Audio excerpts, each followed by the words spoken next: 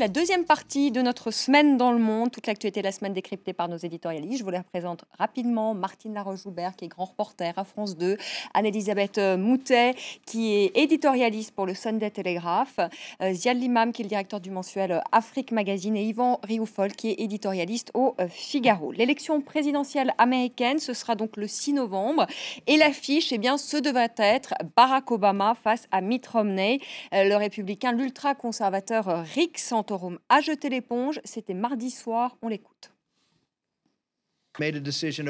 Cette course à la présidence, pour nous, pour moi, se termine ici. Et nous arrêtons notre campagne à partir d'aujourd'hui. Anne-Elisabeth Moutet, on ne faut pas l'oublier peut-être ce Rick Santorum, parce qu'il a quand même fait une belle campagne à son niveau, et on pourra peut-être compter sur lui, en tout cas les Républicains, en 2016.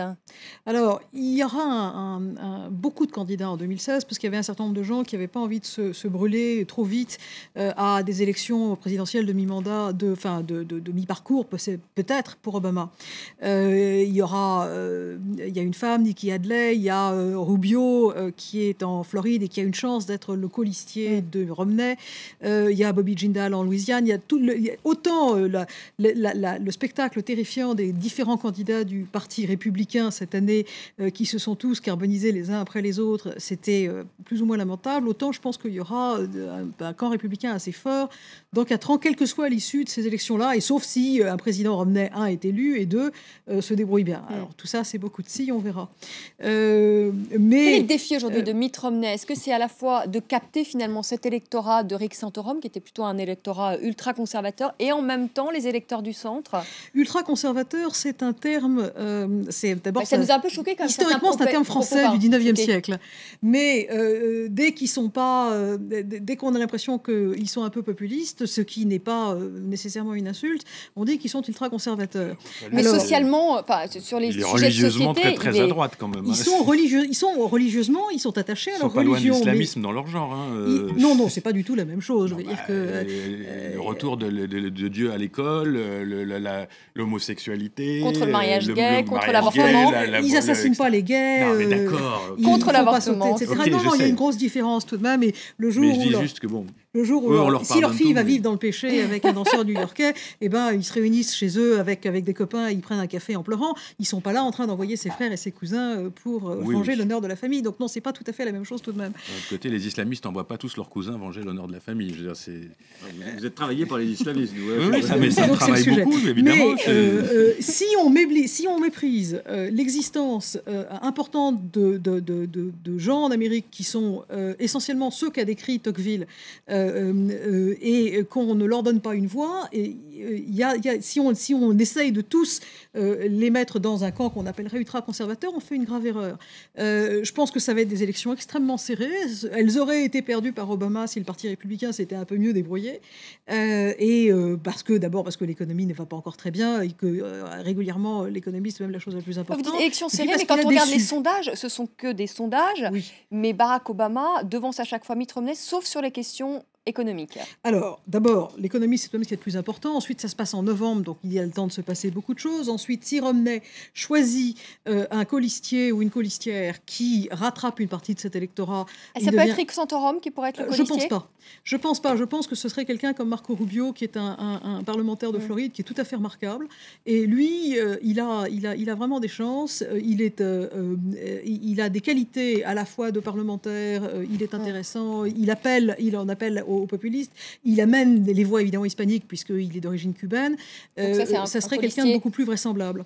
Mais ce que je pense aussi, c'est que le vrai problème de Romney, c'est Romney. C'est-à-dire que Romney est ennuyeux comme la pluie et qu'il est mormon en plus, et les gens se disent, il est bizarre, on ne sait pas, on n'a pas le contact, il n'y a pas de chaleur, il n'y a rien, c'est un consultant, on n'a pas envie de voter pour un type de chez, c'était pas McKinsey, c'était Bain, mais tout de même. Or, cette semaine, il s'est passé quelque chose de passionnant dans la campagne. Ça a été une erreur d'une des stratèges du Parti démocrate qui s'appelle Hillary Rosen, et elle a accusé violemment Anne Romney, la femme de Mitt Romney, en disant essentiellement cette bourgeoise oisive qui élève ses enfants et qui ne travaille pas. Alors Anne Romney a dit moi j'ai élevé 5 garçons et si vous pensez que c'est pas du travail, vous ne savez pas de quoi il s'agit. Et brusquement, elle a réveillé tout cet électorat conservateur qui jusqu'ici n'avait pas tellement confiance dans son mari et qui s'est dit mais On va tout de même défendre une femme qui dit élever des enfants, c'est pas totalement inutile non plus. Comme en plus Mitt a des bons rapports avec les femmes, ça veut dire qu'il fait pas peur aux libéraux et qu'il est en train de récupérer les conservateurs.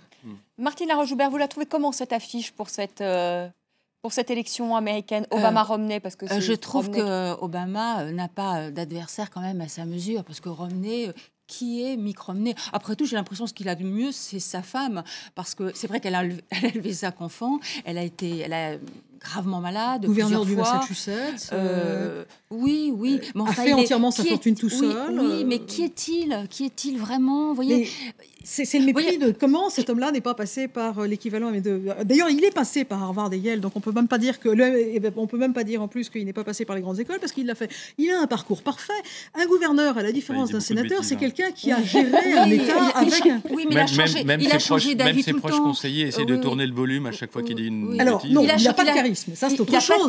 Mais il a changé d'avis. Il a changé d'avis plusieurs fois. Martine. Il était pour l'avortement. Maintenant, il est contre l'avortement. Il change d'avis. Son argent, il n'a pas voulu à un moment déclarer combien il payait d'impôts. Tout ça, c'est un peu. Je trouve que Barack Obama, moi j'ai suivi les dernières élections américaines, ça c'était vraiment formidable parce qu'il y avait un enjeu. Est-ce qu'un président noir va être élu voilà, heureusement, ils en ont eu un, ça. Maintenant, ils en ont eu un. Mais McCain, à l'époque, il avait quand même un passé de héros, un passé. Il y avait le Vietnam. Enfin, il avait quelque chose quand même. Il avait une sorte de. Oui, il avait l'histoire un peu avec lui. Mitt Romney, franchement, d'accord, il a fait sa fortune tout seul, il est mormon.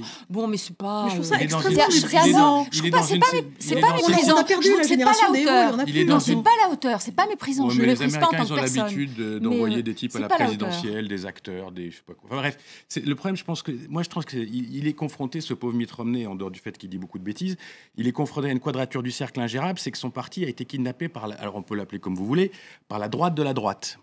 Donc le parti républicain aujourd'hui est un parti extrêmement à droite sur les questions de société, sur les questions religieuses, sur des questions de société qui ne sont pas juste le vivre ensemble, sur la sécurité sociale, sur tout un tas de questions. Ça a été kidnappé par le Tea Party et tout Santorum, etc. Et lui, il a fait une politique centriste dans l'État où il a été élu, là où il a exercé des responsabilités. Il a fait dans le centrisme gentillet, conservateur, etc. Donc il est dans le grand écart absolu. Santé publique. Oui, sauf que maintenant, ses électeurs, ils veulent juste le détruire à coups de hache, le système de santé publique. Donc il y a un problème. Il s'agit de savoir quel système de santé publique. Quand il va se retrouver face à quelqu'un comme Barack Obama, qui a toutes sortes de défauts, je suis d'accord, mais qui est quand même un excellent campagneur. Mais que vous aimez bien quand même, Ziad. Oui, moi j'aime. C'est-à-dire qu'en tant que citoyen du monde, je prie pour avoir Barack Obama et pas les gens de droite américaine qui ne savent pas où est l'Iran mais qui veulent bien appuyer sur le bouton. Donc, sincèrement, je préfère le côté mou, raisonnable, intellectuel d'Obama. Obama, il ne sait pas où est l'Europe, c'est autre chose. Et vous, Yvon Rioufol, alors Obama, vous trouvez que l'affiche, voilà, Obama, est-ce que vous êtes enthousiaste? Est-ce que vous êtes citoyen du monde comme Ziad? Je constate que le magicien Obama a beau taper avec sa petite baguette dans un chapeau mou, il n'y a pas de lapin qui sort. Et donc, naturellement, il a un peu... on a de bonnes raisons d'être déçu, si on veut bien ne pas être en empathie permanente avec Obama. Il a les mêmes arguments que Nicolas Sarkozy. C'était la crise, J'allais venir. On a quand même de bonnes raisons d'être déçu d'Obama, c'est ce que je veux dire. Il laisse une gestion qui n'est pas bonne, sauf si on prouve le contraire. Mais il y a un chômage qui baisse, un déficit qui augmente, une politique internationale qui est très décevante. Moi, je vois pas, je ne brûle pas des cierges devant Saint-Obama comme pourrait faire mon confrère tous les matins.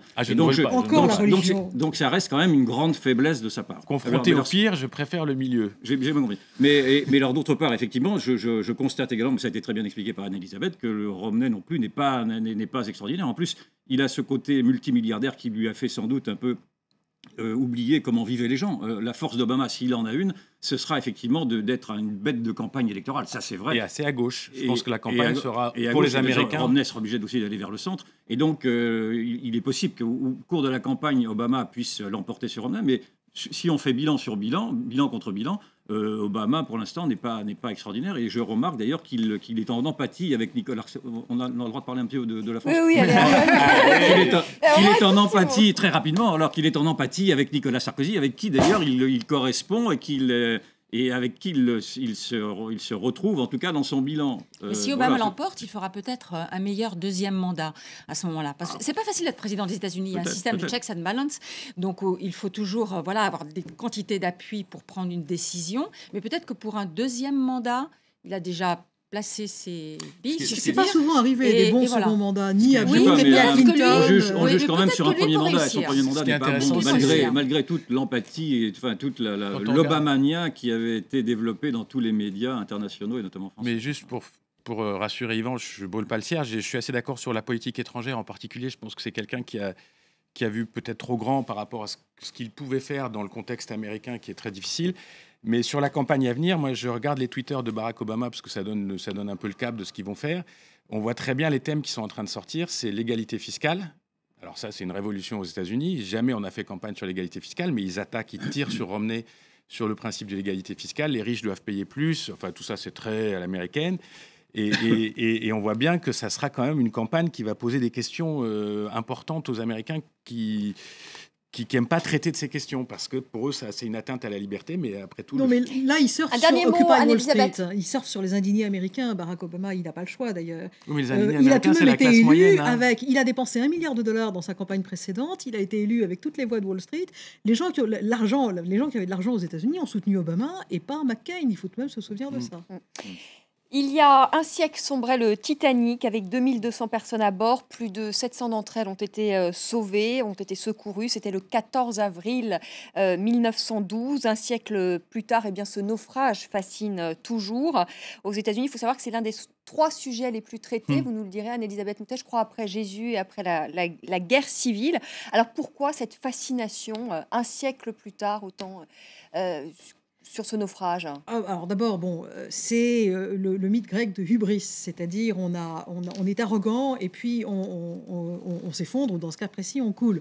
C'était un bateau dont on avait dit, dont ses promoteurs avaient dit, puisque c'est son premier voyage, qu'il était impossible qu'il coule.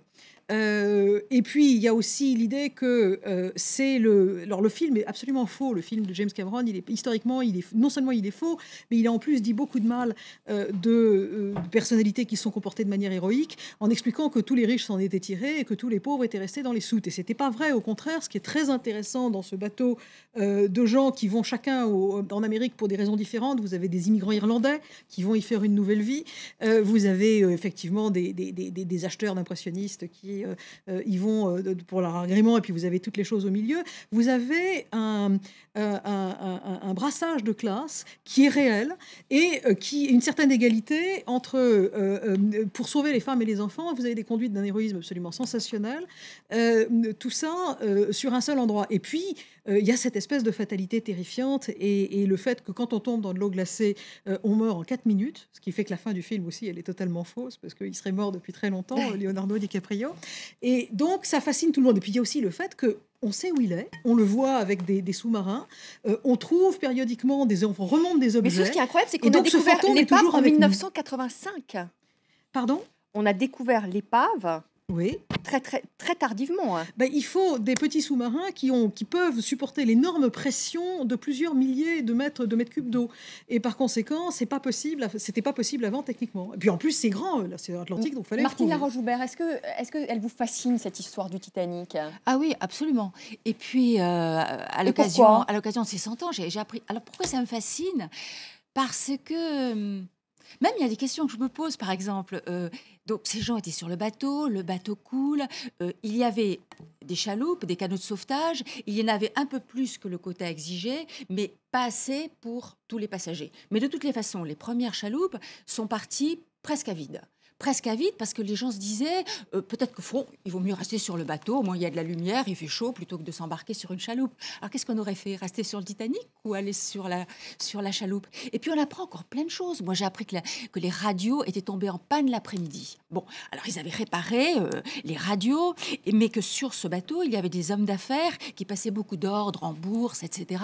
Et que donc les gars, quand les radios ont été réparées, avaient tous ces messages à faire passer. Ils ont bien reçu des messages disant qu'il y avait de la glace un petit peu partout, mais bon, ils ont fait passer ce message, mais sans trop y prêter attention. Il y a eu plein de choses comme ça. Et le capitaine Smith, finalement, est-ce qu'il a vraiment fait une erreur en tribord, bâbord? Enfin, il y a eu énormément d'erreurs qui auraient pu être rectifiées, qui auraient pu être corrigées et qui ne l'ont pas été. Il y a eu un enchaînement comme ça, tragique, et qui a amené à une catastrophe finale. Et c'est c'est intéressant. En plus, il y a des archives formidables encore. Sur France 2, il y a un feuilleton qui est passé cette semaine où on voyait les gens qui embarquent sur le Titanic. On voyait même des images des architectes qui étaient en train de dessiner les plans du Titanic. C'est quelque chose qui me semble-t-il, encore très présent. C'est-à-dire qu'il y a tout dans une histoire qui n'est pas la plus grande catastrophe maritime de l'histoire. On oublie rapidement ça. C'est le Lusitania, la plus grande catastrophe. Non, mais on peut parler du Djola au Sénégal qui a coulé, on peut parler de l'Estonia, on peut parler de l'Estonia qui a coulé dans mer du Nord il y a une dizaine d'années. On peut parler des ferries finlandais qui se renversent dans les tempêtes. Je veux dire, tout ça, on oublie et on se concentre sur le Titanic qui est magnifique parce qu'il y a tout. C'est un roman, il y a le bateau qui s'appelle le Titanic déjà, il fallait le faire pour l'appeler le Titanic. Et puis il y a le patron qui n'a pas l'air très clean, qui décide de sortir en premier parce que c'est vrai, vous avez raison, il y a eu de l'héroïsme un peu partout. Il faut parler d'histoire de juste une seconde. Juste une seconde. Parce que son valet de chambre ne peut pas aller avec lui. Les héroïsmes ont eu lieu partout, mais c'est vrai que le taux de victimes dans les classes des ponts inférieurs, qui étaient les troisièmes, a atteint 90%, et que le taux de victimes, quand même, au premier étage et au deuxième étage, était beaucoup plus faible. Mais tout ça, ça fascine les gens parce que, finalement, ça pose une question assez simple. Si moi, j'avais été sur ce bateau en première classe, qu'est-ce que j'aurais fait ? Est-ce que j'aurais essayé de sauver ma peau ? Est-ce que je serais resté comme le fameux orchestre ? Je ne sais pas si c'est vrai. Mais oui, vous seriez resté non, mais comme ça pose une question vraiment. Je pense que l'héroïsme, le don de soi dans des catastrophes comme ça, c'est des questions qu'on peut tous se poser. Et quand on a l'affaire du Titanic avec tous ces destins qui s'entremêlent, on se pose la question, est-ce que j'aurais fait ça ? Est-ce que j'aurais fui ? Qu'est-ce que vous auriez fait ? Est-ce que vous auriez laissé votre place à la belle Kate ? Mais évidemment. Naturellement, je serais nous envoyé. Mais non, mais cet événement est très proche. D'abord parce que l'objet, si je puis dire, existe toujours. On le voit. On peut se projeter dans l'imaginaire de voir cette épave. Moi, j'en ai vu des photos. C'est extraordinaire. On a l'impression de toucher ça. En plus, vous avez de la vaisselle, des tapis, etc. Vraiment. Donc, on est vraiment imprégné par cette vie très quotidienne et on atteint le drame avec son doigt, si je puis dire. Et puis d'autre part, c'est quand même, me semble-t-il, la première grande catastrophe moderne d'un transport collectif, mais je ne vois pas qu'il y en ait eu d'autres auparavant. 1500 morts sur un bateau tel qu'on les voit aujourd'hui. Ce sont les mêmes bateaux, enfin, ils sont plus laids maintenant, aujourd'hui d'ailleurs. On a perdu la beauté de ces grands bateaux-là, mais on se projette tout à fait dans ces croisières. Effectivement, vous rappeliez le dernier naufrage, beaucoup moins cruel, naturellement. Mais ce qui est terrifiant dans ce naufrage, c'est qu'ils font tout le contraire. Le capitaine refuse de monter sur le bateau. Les marins, les gens de l'équipage marchent sur les femmes pour sortir les premiers. C'était monstrueux, ce C'est l'époque qui est intéressante. Que tout est possible. Techniquement, on pense que la technique va tout résoudre. C'est cette époque un peu particulière où l'homme prend le pouvoir sur la machine et pense qu'il va tout contrôler. Et d'un seul coup, il y a cette espèce de truc qui sombre au milieu de l'Atlantique en massacrant de l'élite jusqu'aux plus pauvres. Il y a un choc. C'est une tragédie. C'est une tragédie et une humilité, une force d'humilité qui nous assaille de voir que nous ne maîtrisons pas ces techniques-là. Voilà, ce sera le mot de la fin. Merci à tous les quatre d'être venus dans la semaine dans le monde. Je vous présente la une de Afrique Magazine, consacrée donc à Macky Sall, le nouveau président du Sénégal. Et je vous rappelle l'ouvrage d'Yvan Rioufol, De l'urgence d'être réactionnaire. Et c'est aux éditions PUF, Presse universitaire de France. Merci Martine Laroche-Joubert, merci Ziad Imam, merci Yvan Rioufol et merci à Anne-Elisabeth Moutet. Très bon week-end. Je vous retrouve lundi, 19h10, pour le débat sur France 24.